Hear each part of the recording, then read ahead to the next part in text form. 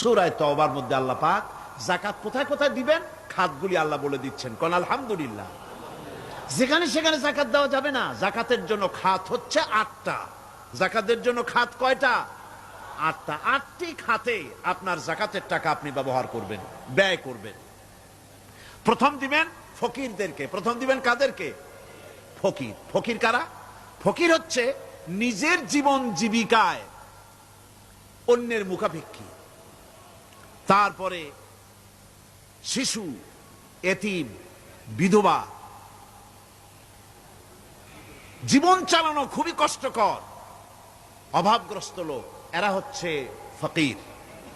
আর মিসকিন হচ্ছে যারা নিজেদের প্রয়োজন উপযোগী অর্থ উপার্জন করার সামর্থ্য নাই, আর মানুষের কাছে আত্মমর্যাদার কারণে হাত পাততেও পারে না।